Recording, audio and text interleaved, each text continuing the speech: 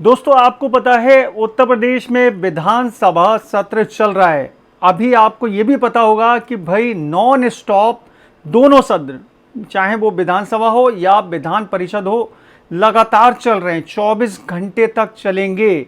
उसी के बीच दोस्तों उत्तर प्रदेश के होमगार्ड विभाग के मंत्री ने उत्तर प्रदेश में होमगार्ड जवानों के लिए अब तक क्या किया गया है और आगे दोस्तों 2047 तक होमगार्ड जवानों के लिए क्या क्या सुविधाएं दी जाएंगी, क्या प्लानिंग बनाई गई है, पूरा डिटेल से मंत्री जी ने विधान परिषद में बताया है। दोस्तों उन्होंने क्या बताया, अब तक क्या मिला, आगे क्या मिलने का प्लान है, पूरा आपको लाइव वीडियो दिखाऊंगा। तो वीडियो को एंड तक देखिएगा, आपके समझ में सब कुछ आ जाएगा। और वीडियो पसंद आए दोस्तों वीडियो को लाइक और शेयर ज़रूर कर दीजिएगा। चैनल पर नए हैं तो चैनल को सब्सक्राइब करके बेल के आइकॉन को दबाकर और नीचे कमेंट भी कर दीजिएगा, बढ़िया सा कमेंट कर दीजिएगा और अपने डिस्ट्रिक्ट का नाम लिखकर यूपी होमगार्ड ज़रूर लिख दीजिएगा। चलिए दोस्तों हम लोग देख लेते हैं वीडियो और पूरा समझते हैं कि भाई अब तक सरकार ने क्या क्या किया है और आगे 2047 तक होमगार्ड जवानों के लिए क्या क्या हो सकता है, मंत्री जी ने क्या प्लानिंग की है। चलिए देखते हैं वीडियो। माननीय मंत्री श्री धर्मवीर प्रजापति जी।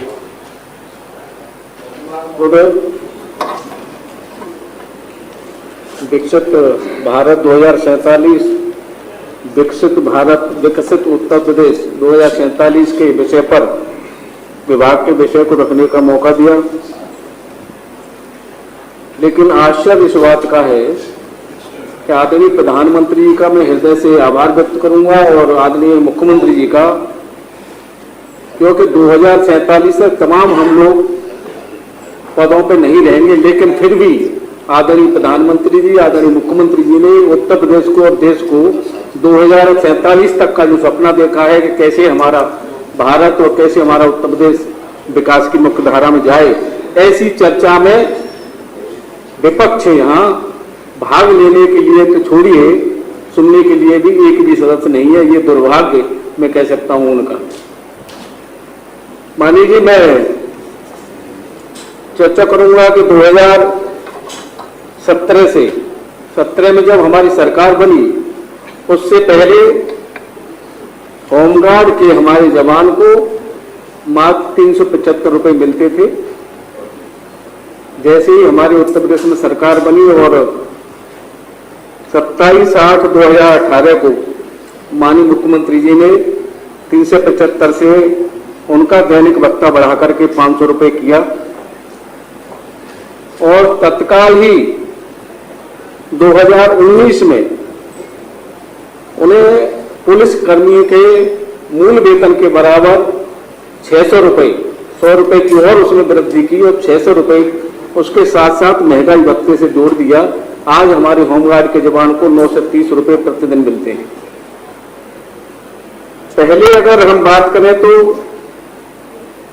होमगार्डों को हमारे दैनिक भत्ता मिलता था मात्र 260 रुपए और उसमें से भी 160 रुपए उनके खाने के कटते थे। तो कोई भी होमगार्ड का जवान हमारा दोबारा ट्रेनिंग में आना नहीं चाहता था दैनिक भत्ते को छोड़ करके। माननीय मुख्यमंत्री से चर्चा हुई, चर्चा के बाद माननीय मुख्यमंत्री जी ने दैनिक भत्ता और ट्रेनिंग भत्ता दोनों समान कर दिए। ऐतिहासिक कार्य देश की आजादी के बाद और 17 इतने कार्य नहीं हुए जितने 8 साल के कार्यकाल में माननीय मुख्यमंत्री के नेतृत्व में होमगार्ड विभाग के लिए हुए हैं। ऐतिहासिक कार्य हुए हैं। पहले हमारे होमगार्ड जवानों का 42 दिन का प्रशिक्षण होता था। उनकी दक्षता को बढ़ाने के लिए माननीय मुख्यमंत्री जी ने उसे 90 दिन का किया। पहले 17 से पहले होमगार्ड जवानों को वर्दी मिलती थी, सिली सिलाई या कपड़ा मिलता था और वो भी कपड़ा ढंग का नहीं होता था। माननीय मुख्यमंत्री जी ने हमारे होमगार्ड के जवानों को 3000 रुपए प्रति 3 वर्ष में सीधा उनके खाते में देने का काम किया। अपनी इच्छा के अनुसार हमारे होमगार्ड के जवान अपनी वर्दी सिलवाएं। पहले हमारे होमगार्ड जवानों को 50%, 40%, 60% ड्यूटियां मिलती थी। आज हमारे होमगार्ड जवान को 100% ड्यूटी मिलती है। एक भी हमारे होमगार्ड का जवान घर नहीं बैठता और हमारे पास ड्यूटियां ज्यादा हैं आज के समय में और जवानों की हमारे पास कमी है। सबसे बड़ी बात, होमगार्ड विभाग पूरा ऑनलाइन व्यवस्था हमारे होमगार्ड के विभाग की है। ड्यूटी उनकी ऑनलाइन लगती है, सीधा पैसा उनके ड्यूटी भत्ता उनका सीधा खाते में जाता है। पहले 17 से पहले की अगर बात करें तो होमगार्ड जवान के साथ, भगवान न करे किसी के साथ इस तरह की कोई दुर्घटना हो, लेकिन अगर होमगार्ड के जवान के साथ कोई दुर्घटना होती थी तो 3 लाख रुपए का बीमा की व्यवस्था थी और बीमा कंपनियां उसमें महीनों घुमाती थी, सालों लग जाते थे, कभी कभी तो पूरा पैसा मिल भी नहीं पाता था। लेकिन माननीय मुख्यमंत्री के नेतृत्व में जैसे ही सरकार बनी, हमारे होमगार्ड के जवान को 3 लाख रुपए जो बीमा की राशि थी, 5 लाख रुपए अनुग्रह राशि करके सीधा उनके खाते में पहुंच जाती है। मैं हृदय से साधुवाद करूंगा माननीय मुख्यमंत्री का, इतने ऐतिहासिक काम होमगार्ड विभाग के लिए हुए। साथ ही हम लोग, क्योंकि होमगार्ड जवान के रिटायर होने के बाद कुछ पैसा ऐसा कुछ मिलता नहीं है, हम लोग संतुष्ट नहीं थे। हमने बैंकों से बात की, बैंकों के साथ बातचीत के बाद होमगार्ड जवान के, हमारे होमगार्ड जवानों ने खाते अपने बैंकों में खोले। हमने निर्देश दिया कि सभी खाते खोलें और हमारे सबसे बड़ी बात यह है कि होमगार्ड के जवान का 1 रुपया उसमें कटना नहीं है। अपना खाता खोलेंगे और खाते में से पैसा निकाल करके सीधा अपना यूज करेंगे। और अगर इस तरह की कोई दुर्घटना होती है, पहले ड्यूटी के दौरान दुर्घटना होती थी तब 3 लाख रुपए का बीमा था, लेकिन आज हमारा होमगार्ड का जवान घर पे है, घर पे नहीं है, ड्यूटी पे है या जा रहा है या आ रहा है, कहीं भी कोई इस तरह की दुर्घटना होती है तो 5 लाख रुपए की अनुग्रह राशि के साथ साथ हमने जब बैंकों से बात की है तो बैंकों से बात में होमगार्ड विभाग का 1 रुपया हमारे होमगार्ड जवान का नहीं कटेगा। और अगर इस तरह की कोई दुर्घटना होती है तो 35 लाख बैंक और 5 लाख सरकार की अनुग्रह राशि, 40 लाख रुपए हमारे होमगार्ड जवान के परिवार को मिलते हैं। तो आत्म संतुष्टि हमको भी होती है कि उस परिवार के लिए हम कुछ कर पाए।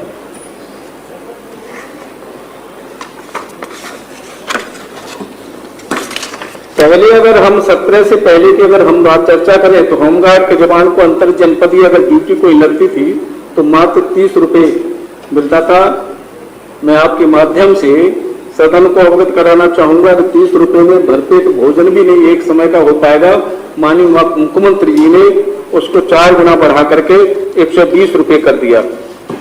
हमारे होमगार्ड जवानों को पहले ऐसी कोई व्यवस्था हमारे होमगार्ड जवानों की नहीं थी, लेकिन आज हमारे होमगार्ड के जवान आपदा की भी ट्रेनिंग ले रहे हैं। सामाजिक स्तर पर भी हमने अपने होमगार्ड जवानों को जोड़ा है। जल का संरक्षण हो चाहे पर्यावरण हो, हर स्तर पर हमारे होमगार्ड के जवानों ने अमृत सरोवरों पर भी वृक्षारोपण का कार्य किया। हमारे होमगार्ड के जवानों ने दशहरे पर, गंगा दशहरे पर नदियों की 50 नदियों की सफाई के बाद उन्होंने गंगा दशहरा मनाया। हमने अपने होमगार्ड जवानों को सामाजिक कार्यों से भी अपने जोड़ा है। कुंभ मेला की अगर हम चर्चा करें तो हमारे होमगार्ड के जवानों को पहले अगर 7,000 होमगार्ड के जवान हमारे लगे थे, इस बार के कुंभ में 14,100 जवान हमारे होमगार्ड जवानों ने लगाए गए। और कुंभ मेले में अगर हम चर्चा करें तो 60 रुपए उनको पहले अगर मिलता था, आज हमारे होमगार्ड के जवान को माननीय मुख्यमंत्री ने 60 रुपए से बढ़ा करके 130 रुपए प्रचालक से प्रतिदिन का भत्ता हमारे माननीय मुख्यमंत्री जी ने बढ़ाया उनका। हमारे होमगार्ड के जवानों के पास कोई हथियार नहीं होता था, लेकिन माननीय मुख्यमंत्री ने हमें अनुमति दी और 399 आजाद हमने इंसास राइफलें हमने खरीदी और हमारे होमगार्ड के जवानों को उनकी ट्रेनिंग दी जा रही है।